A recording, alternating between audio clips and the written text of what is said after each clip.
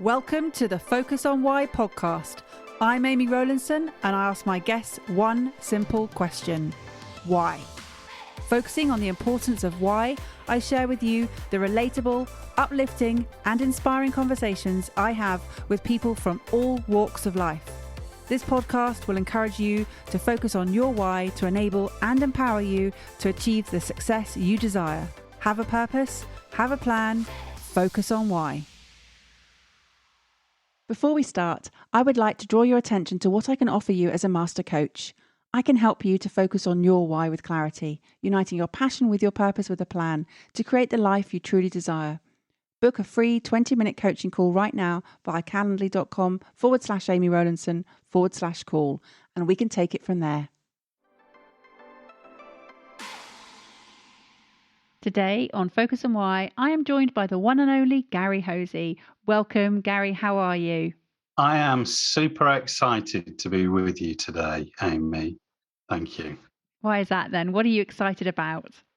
Well, I always enjoy our times together, but listening to the podcast and what I love about podcasts in general, but especially about yours, is the way the conversation just naturally evolves and the little nuggets that come out of it, sometimes out of the blue, are just magic. So, yeah, it's great to join you in conversation. Well, here we are. So let's get cracking. Yeah, we're in a mastermind together that was formed a year ago. So my goodness, doesn't time fly? And we spend each month talking about our wins, our challenges and our plans. And it's great. It's been incredible seeing each other on a journey and seeing how each other have developed and evolved, particularly in our speaking careers. And very recently, you entered a competition that a year ago I was in that same situation as you are, which was the Speaker Factor competition organised by the Professional Speaking Association.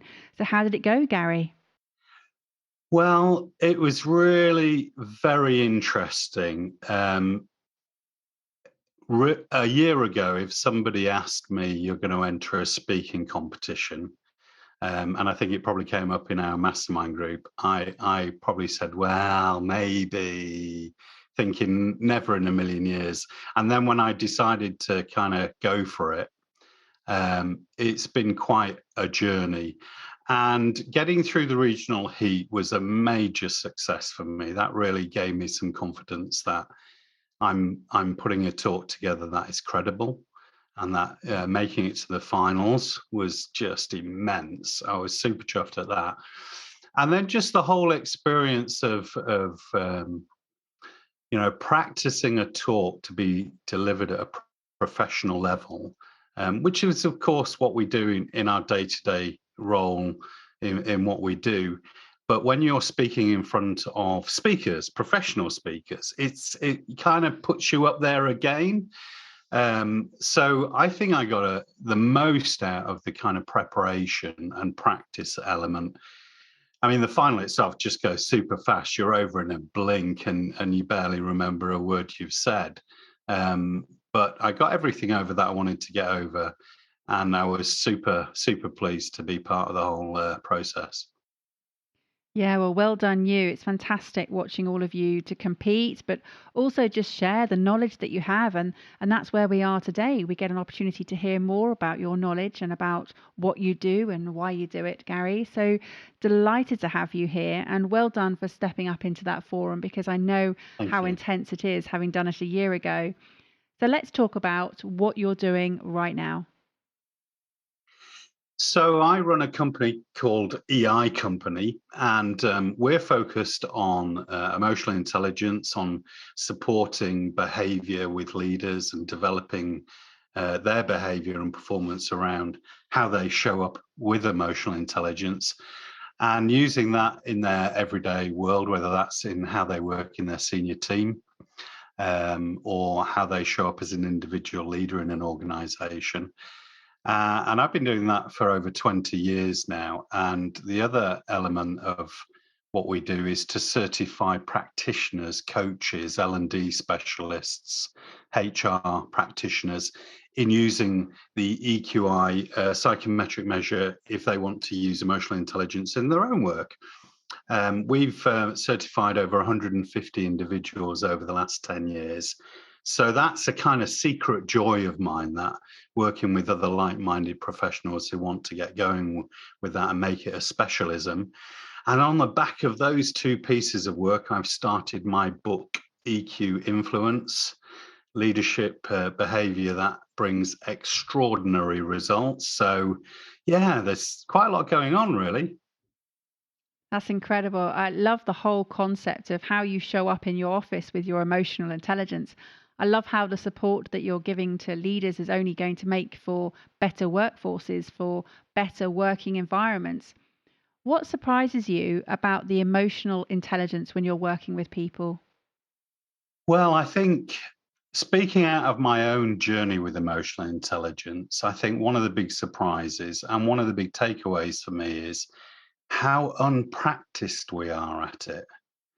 We now know about it as a concept and as a phrase, and a lot of people will have read blogs on it and that, but we're still quite missing some of that fundamental self-awareness. So that was my own take. And working with leaders around the globe, it's clear that on our professional journeys, often there isn't the room, the time, or the experience to practice emotional intelligence. So in some respects, it's still emerging in a lot of organizations. And when leaders choose to engage with it, the results can be quite outstanding, not just for themselves, but obviously the environments where they're working as well. So yeah, I think that's the biggest surprise.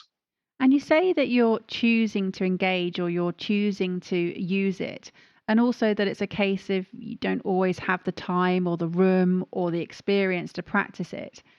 Is it not something that is with you all the time? It's not just something that you turn up at work with.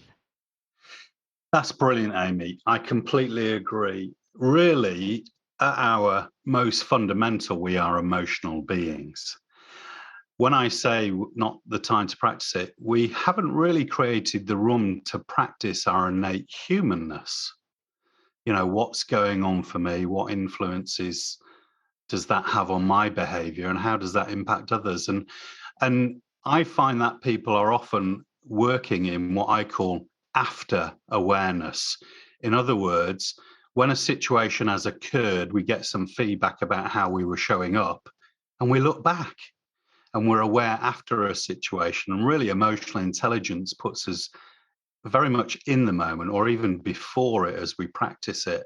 And so, especially I think in this time coming out of COVID, we are so back to back, all of us, just having some headspace to reflect on what was going on in the room, what's going on with me, and those kind of things in a virtual world is so much harder, apart from it being so back to back. And with that, looking back and the after awareness, it's often too late. So people don't say anything and it's just left and it compounds. Yeah. So we kind of, this is what I see in leaders often. They'll notice something in somebody else's behavior and they'll choose not to give feedback about how it made them felt or what experience they had with that, because they think, oh, I haven't the time to do that right now, I'll do it later. And it doesn't happen. And then it occurs again and it keeps going until it reaches that point where actually it's causing problems. And it's become such a big issue. So getting into the language of emotions, how I'm feeling, what impact other people might be having on me, is an area of discomfort for a lot of us, and therefore we don't practice it. But as we get into practicing it, it becomes not so much an easier way of communicating, it just becomes more naturally who we are. Because I think we all struggle with difficult conversations or things that feel more exposing or bring out invulnerabilities, in us as well. So you said that it's evolving, that even though it's been around, that people are still not as aware of it as they could be. There's a huge amount of could do betters or even better if scenarios. And you said we're emotional human beings and it's about innate humanness. And yet we're not really as self aware as we could be as humans, even though it's something that We've been with ourselves all this time since we're young, obviously. When you become more aware, what happens? Why are we not more self aware about ourselves? I think that in our education and in our upbringing, certainly in the West here, we've not made it a key purpose of ours to focus on self awareness. I call it, how many slices are in your self awareness pie? And the first time I asked that to a group of leaders, somebody said, well, mine's pork pie. And I said, no, no, not that pie, a pie chart. How many slices are made up of our self awareness pie? So we've got personality, we've got IQ. They're two elements of self awareness. EQ is another element of self awareness. And so when we go through emotional intelligence, it is about everyday behavior, confidence, how I show up in what I'm motivated to do, what I love to achieve. It's about our self awareness emotionally, how I express with that emotion, how I use that information to maintain and develop meaningful and trusted relationships, how I show up in the team, and then how that information gets used in decision making, and ultimately how we cope in life. So there's a lot of everyday behavior. And when we take people through the model of emotional intelligence, the aha is often, oh, I didn't know I did that. It's, I know I did that, but now I know what it's called. And I can spot it a bit more in the everyday when I know the name of something. It's a bit like when we see our friends, we know what they look like, we know how they show up sometimes. And as we get to know these behaviors, we get to recognize the positive elements of how they show up, i.e., how it feels good when it's doing great work. But when it isn't, when my behavior isn't doing great work, that has a feeling attached to it as well. And now I know where it comes from. Yeah, it's fascinating. We did the exercise last year together where you went through it with me, and it was so interesting to understand where my strengths were, but also where those strengths might actually inhibit me in some areas. Yes, we affectionately term that the cost of high. And it's not that those things are wrong or bad, it's my awareness of when they occur and what impact they have. An example would be in a leadership population, we see assertiveness as a key behavior that's often very well developed. And of course, you would expect that. Cost of high assertiveness might be lacking tact sometimes or being too direct. And of course, it's not wrong or bad to do that. But if I do that without awareness, then it's almost certain that at some point I'm going to have a negative experience, or other people are going to have a negative experience of me because of my directness. So it's all about that. When should I? Is this the right time? But if I'm not aware of it even showing up, I'm not even got that opportunity to manage it in any way. So I understand what you do and why. Well, not necessarily the why just yet. What is the why behind what you're doing, Gary? Wow. I mean, that's just a great question. I love it when you ask that question because it chases us right to the heart of who we are in our kind of humanness. I've been, interested personally in people and behavior and development my whole career, nearly 30 years in training and development. And now that I'm in my 50s and in my local church youth group, they call me half century Hosey, which I've learned to accept as a title. I'm learning now that actually I know so little. And there's so much more to learn to add to that self-awareness piece. I've had a trapped nerve in my shoulder recently.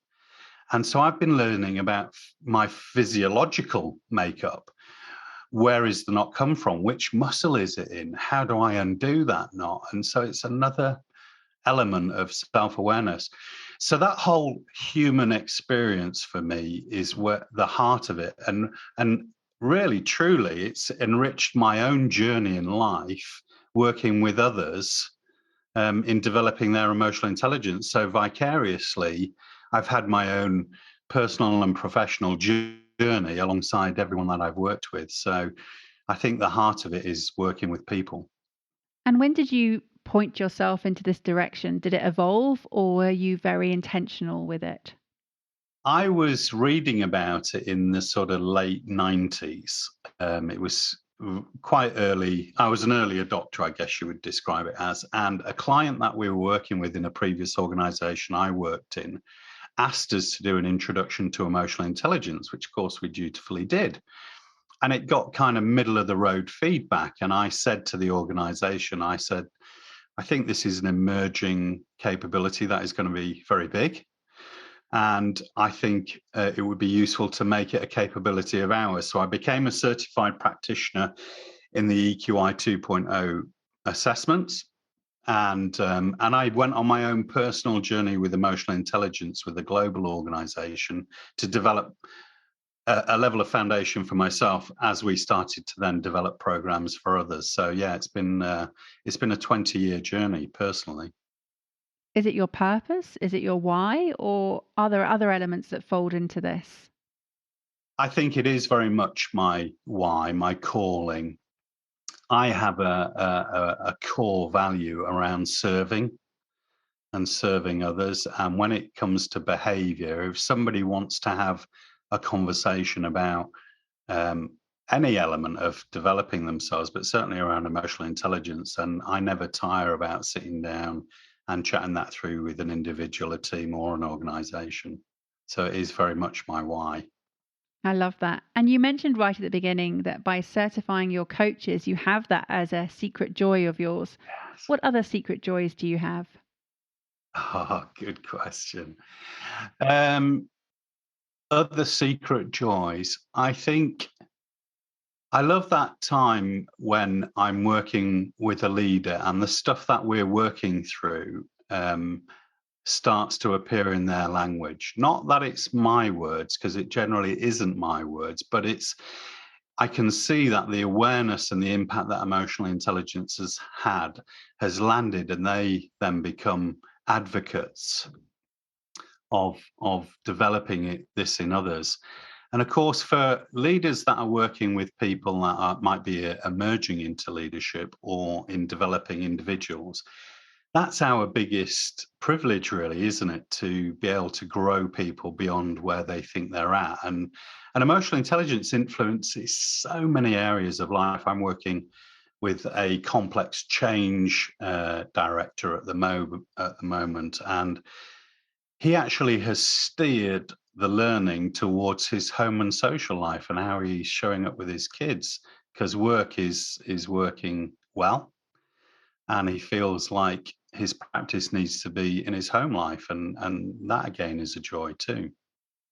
I love that. And I love that essentially it's communication that you're working with here as well. That's a huge part of it because you spoke about how their language starts to appear and how it develops in their own words and their own way of thinking. So, how much of an influence are you in this? Or is it a case of that people are influencing themselves? I think it depends on where they are on their quest for developing their self-awareness. Quest is a word that I've recently kind of brought into my work. We hear a lot about journey. Of course, we're all on the journey of developing ourselves in life, but quest has more purpose for me. It has a searching out.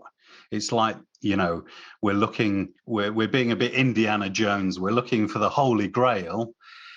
Thankfully, with emotional intelligence, the Holy Grail is within each of us. So, depending on where people are at in their self awareness, sometimes there's a level of education of introducing them to how all these behaviors interact and what influence they can have. But once people have that foundational understanding, they quickly get into realizing how they develop it. And that is a real joy when that starts to take hold. And with the language of emotions, I mean, it comes back again to slightly different language here now. What often is not able to be communicated because it is the emotional side of things? How do people who find it difficult to express their emotions deal with emotional intelligence? Brilliant question, Amy, because a lot of organizations and sectors or functions within organizations are very, thinking and task orientated in how they work. So we get really practiced at doing the stuff, doing the what, the what we've got to do every day, and that becomes our comfort ground. And when we throw emotions in, then we're starting to move into the world of what Brené Brown talks about around vulnerability, and other great thought leaders like Dr.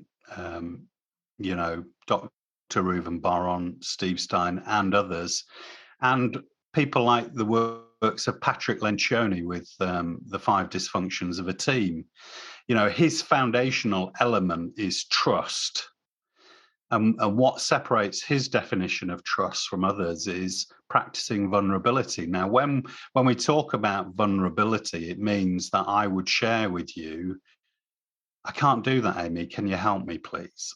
And for people who are paid to do some quite complex or difficult things, that doesn't feel like it should be part of our language. We should be able to know how to do it or work it out. And so it's about engaging with those elements that are my not so perfect side, my real human side, like I need help. These are weaker areas that I'm less able to navigate easily or effectively. And also sharing intimacies. Now, and again, that's not a word that we often hear, but if you look at the trusted advisor and the trust equation, they talk about intimacy in developing trust, and in its professional form, intimacy is about sharing something personal about you with somebody else. And of course, we do that more than we realize.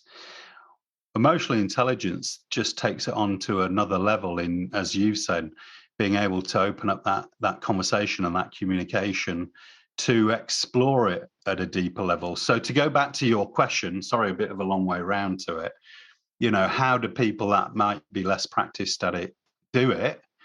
Well, I often start them off asking people to describe how they're feeling on a 1 to 10 scale. So make it a bit binary to start with. I'm a 5-6 on that. Well, actually, I'm a 7-8 on that. It's clear that we've got some difference in how we feel about our approach with this particular thing. Can we explore those differences? And it's a way of opening up that conversation, which, of course, we know that in the difficult times when we do get into that conversation, we achieve unbelievable things when we're brave enough to get into that harder stuff, that more intimate and vulnerable stuff. So you're talking here, Gary, you're talking about vulnerability. You've talked about trust and you've talked about being brave. And earlier you spoke about your core value of serving others. How important are values in business, both personal and professional? Well, they're a little bit like emotional intelligence. Unless we know about our values, where we can be unclear about why we want to go a certain way or why we feel resistance in doing or not doing something. So I would describe values as another slice of our self-awareness pie chart.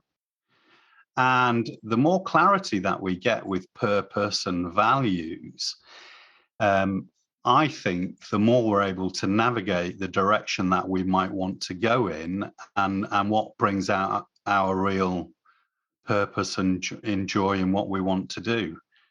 And what are your core values, Gary? People are very much a core value for me. There have been since I was a young boy. I can remember visiting my dad on holiday. He lived down in the south. We lived in the north after mum and dad separated. And I would go on a mission to make a new friend as soon as I arrived in the street where he lived. And that always stuck with me through life. So I've always been interested in being connected with others. I find that in the church that I'm involved with, the young people, and helping them, make right choices and get the very best start that they can. So people are very much a part of my value set. You know about the other one, which is serving, which has its cost of high. So I can overserve, I can give too easily. My team tell me off for that sometimes. And there's also for me, an element of, going into the land where you live about purpose. I think the more clarity we get about purpose, the more opportunity we have to choose about how we direct that. And you'll know what it's like, Amy, when you align somebody to their purpose, what occurs. I mean, every podcast has the story. Yeah, absolutely. And I love that you're really aware of your values, but also, as you said earlier, the cost of sometimes how those values can actually guide you, but they can also hinder you. So it's all about understanding the difference. And you've mentioned mission, you've mentioned journey, you've mentioned quest. What is the mission, journey, quest for Gary? Right now, I'm on a quest. I think my biggest quest is learning at the moment. I think I'm in the biggest season of learning that I've ever been in. The Professional Speaking Association has pushed me into that with practicing speaking and going on that journey. I've been learning about storytelling. As I mentioned, I'm writing my first book. That I'm reading more than I've ever read. I'm listening to lots of books online and podcasts. So I'm in a massive learning phase at the moment. And truthfully, I'm not sure where the quest will finish up. I know it's going to finish up in a book. And I hope to get more speaking opportunities because I think now after 20 years, I've got something that I want to share with others that I think they'll find value in, and get real meaning out of, and that would be a real joy to do more of that. So, being in the moment right now, Gary, hearing back what you're sharing and what you're saying, and you've been really honest with what's going on. And you said necessarily that you don't have that huge understanding of but where you are now in this moment, and that the book is what is the next step. Has it always been clear for you that just taking the next step is what's important? Yeah, I've never really been a kind of career planner where I've thought, you know, years in advance. I have an idea about what direction I want to go in, but I wouldn't plan it in meticulous detail. I've been very much in the moment kind of person. I think as a coach, which is predominantly what I do, you're in the moment with somebody. So I think that's my biggest practice ground.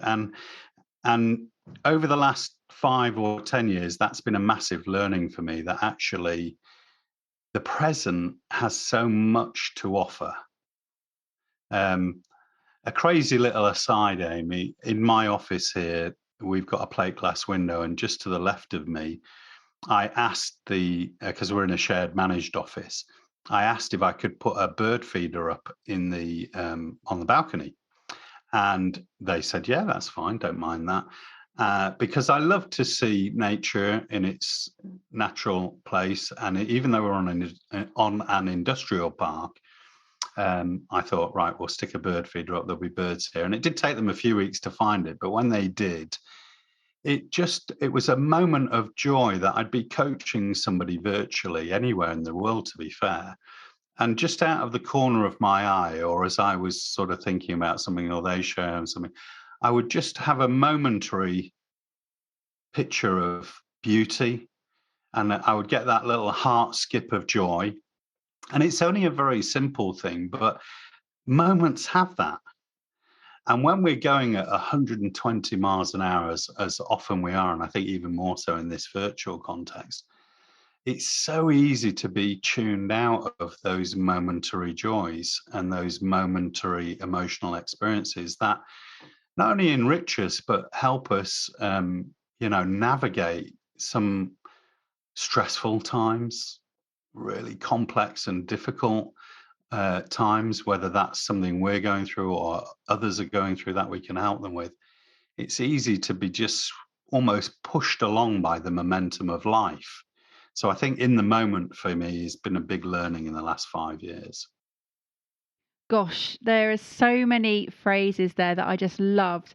Being in the moment, and then the present has so much to offer. I mean, it's such a fantastic phrase. It will definitely be one that I pull out as a soundbite for this episode.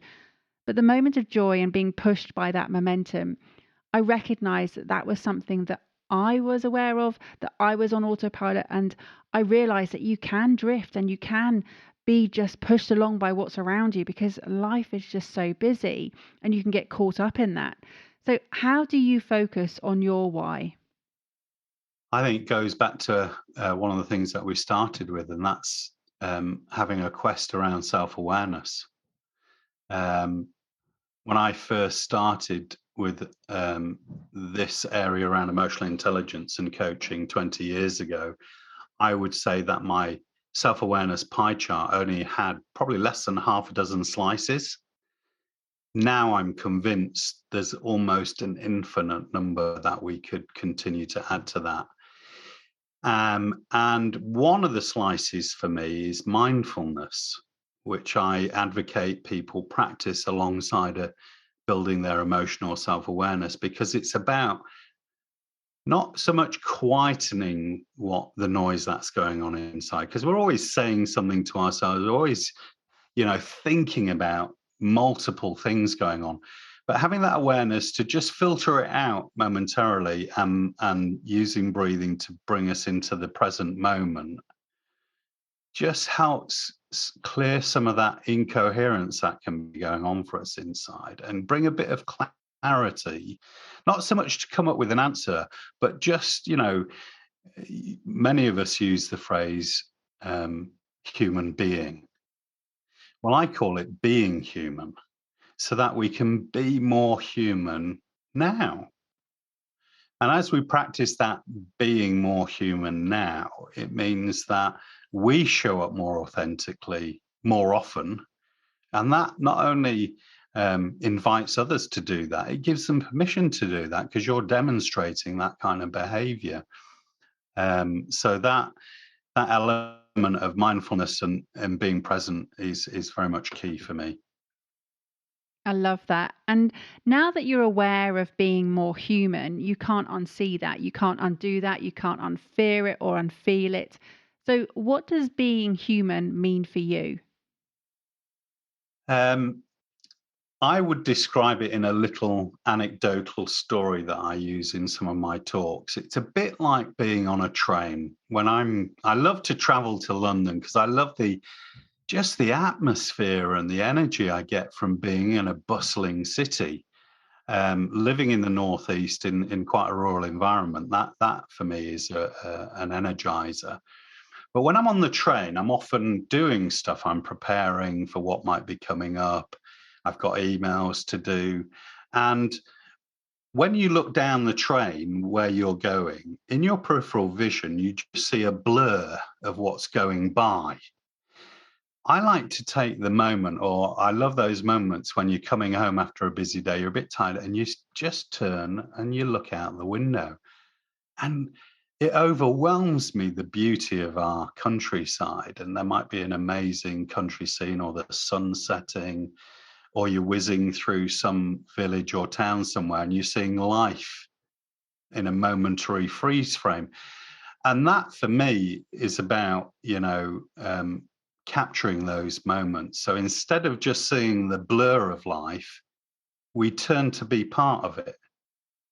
And what that means is we get a richer experience in the everyday. So yeah, we love to do work and we want to achieve great things, but who wouldn't want to enjoy the journey more and to have that rich experience that, I had a personal interaction with a colleague today that moved me in such a way that it's going to stay with me forever. Who wouldn't want those things? But quite often in that busyness, we're just in the blur and we miss it. So that's how I'd describe it. I love that. And I love that you've mentioned it several times now, that joy and the beauty of nature and what it has to offer. And again, going right back to that fundamental element of breathing. And it's just reminded me of a podcast I recorded a while ago where the guest mentioned about how when you go outside, when you step outside, what's the first thing you do having been inside? It's that you take automatically a lungful of air and you might not even recognize it. But now I always take that moment to go, he's right. There it is. Isn't that fabulous? And it's just so special to remind ourselves just how incredible our surroundings are. Mm. I think all the more important nowadays, when we're on a global humankind quest to look after it for generations to come. We're seeing it all the time, we're hearing it all the time, and to not be desensitized to those messages that we've got to hear. We've got to have that moment of taking a deep breath. I completely agree. I love that. I'm going to have that as a takeaway for me. Yeah, well, it was from Simon Pollard's episode, The Five Senses, if you want to go and check it out, episode I 79. shall. So, yeah, it's fabulous. Gary, or should I call you half century Hosey? I don't know. It's been an absolute pleasure. I've been taken on this journey, on this quest, and on this vision that you have about being more human and being human. I love it. And thank you for sharing your moments of joy with us today. How would people get in contact with you? Thanks, Amy. It has been a joy. Like I said at the start, I always enjoy our time together. People can contact me through our website, which is eicompany.co. LinkedIn is a place that I like to be active, so they can follow or connect with me there. I'd be delighted to answer any questions through a message or to set up a call if any listeners want to find out more. And they can email me directly at gary@eicompany.co.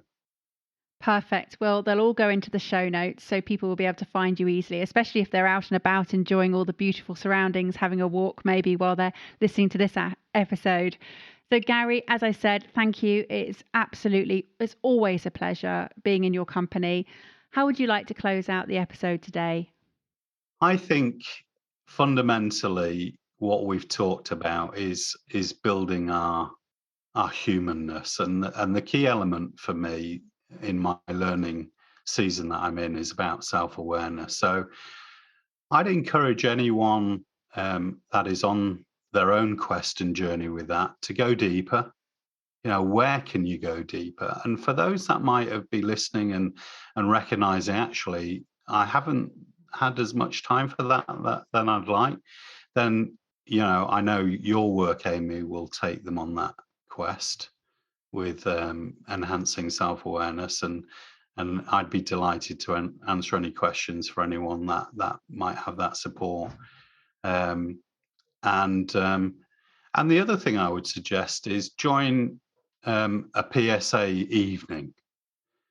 I've learned so much from the speakers that magnanimously give in the monthly meetings, and it's been one of the best investments I've had in my personal and professional career. So yeah, join a PSA monthly evening and learn bagfuls of stuff in one evening, or one afternoon or morning session. That's what I would say. Thank you for listening to Focus on Why with me, Amy Rowlandson. To show your appreciation and to help other listeners understand what value you have received from tuning in today, please leave me an Apple Podcast 5-star review. Remember, the conversation doesn't end here. To keep it going, connect with me on LinkedIn, Instagram, Facebook or Twitter, or join the inspiring, uplifting and positive Focus on Why Facebook group. All the links are in the show notes. Have a purpose, have a plan, focus on why.